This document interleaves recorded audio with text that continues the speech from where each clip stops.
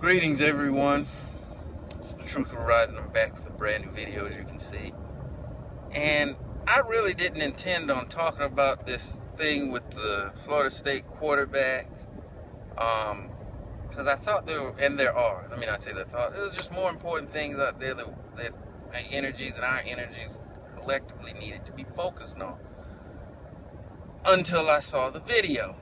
For those of you who don't know, I don't even forgot this brother's name, but anyway, he got kicked off the team because he got in a fight with a woman in a bar. And if I just listened to the reports, and they just said he just socked this woman in the face, and it was kicked off or whatever, and I kept it moving. And then I saw the videotape, because what prompted me to watch the videotape actually was I saw an article from the guy's attorney, and of course he's going to defend his client and try to minimize or totally absolve his guilt or wrongdoing in a given instance. So he said that the woman provoked it, and she uttered some racial slur. Didn't think anything of typical lawyer talk. Well, I saw the footage, and it's not very long. And basically what happens is, it's a crowded bar. The woman is at the bar, and he bumps into her. Which anybody, myself included, if you've been club and bar and there's a lot of people in there, and they look like sardine cans in there. In a sardine can, rather. He bumped into her. You're like, oh, I'm sorry. And you see like they grab at each other, like. And what I took it as, when I watched it, having been in these situations, he may have said, I'm sorry, my bad. And she kind of escalated the situation. She said something, they exchanged words. You see her leg come up, and it looks like she's trying to knee him in his junk. Then she throws a right hand at him, which kind of caught him in the face. And after that happened, he reared back and caught her in the face with one, and then he walks off. And then shortly her friends run over and all this, and they talk to the bartender, and he starts looking around. Because one thing I found interesting was, after he hit her, nobody ran in. It was only after the fact. Granted, it was in a crowded bar. But once I saw the tape, I was like, wow, the attorney is right.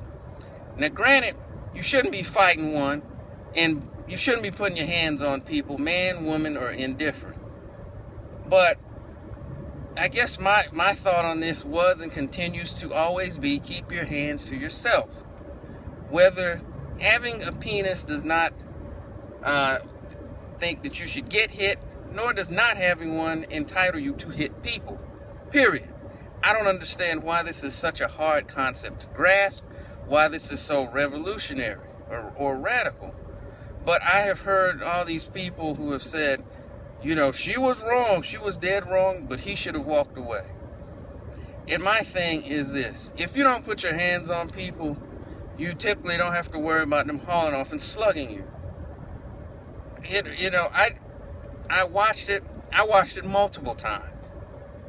And if this was the other way around, I'd be saying the exact same thing. Because at the end of the day, keep your damn hands off of people. This goes for everybody. It just amazes me. And how, one, I'm surprised, if the videotape is out, why she's not been arrested for assault. I guess both of them could be. And even how it's being portrayed, how everyone knows this brother's name. I can't think of his name. But she's being called a victim. And she instigated, she threw the first punch. I don't understand that.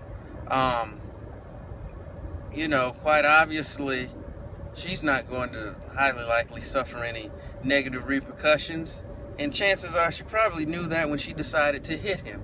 Because think about it like this: if she hits him, and he hits her back, well, now she can play the victim. Like, oh, this big man hit me. If he does nothing, well, then I got a free one in anyway. Ha ha ha ha ha ha. Which is a ridiculous way to live. You know, and one of the things I think that this talk on domestic violence has been such a hot button topic. And my thing is this: you're only telling half the story, because again, I'm from the school of thought everybody should keep your damn hands to yourself. Period. End of discussion.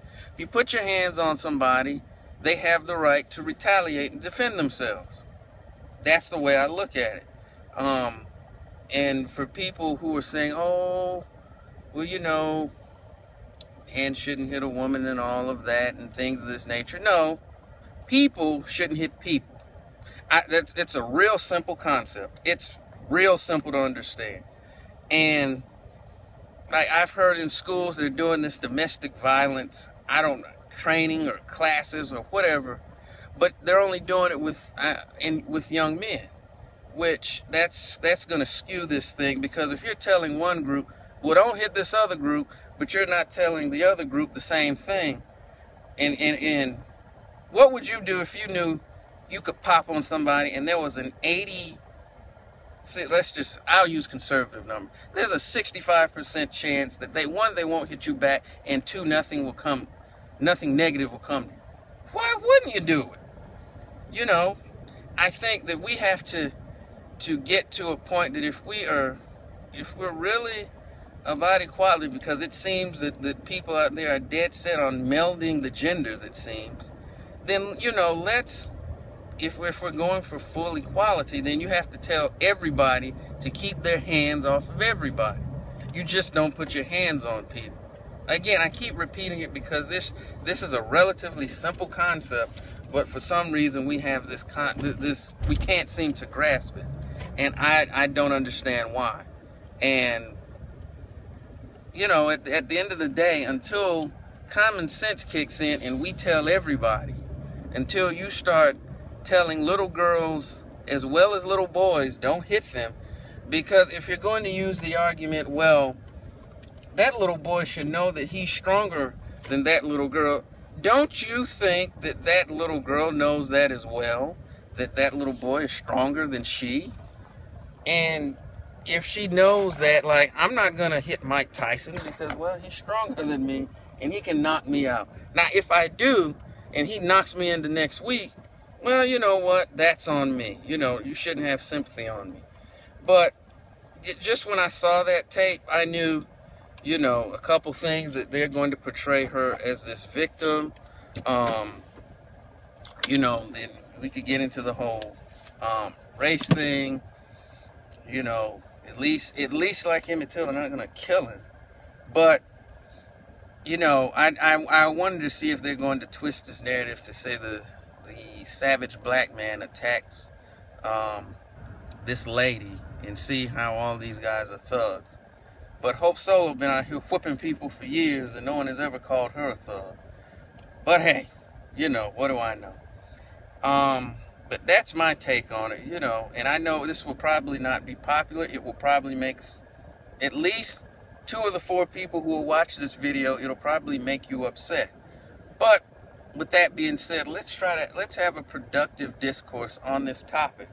I'd like to know what you think. Let's have a decent adult conversation. But this is The Truth Will Rise. Signing out. Everyone, peace and power.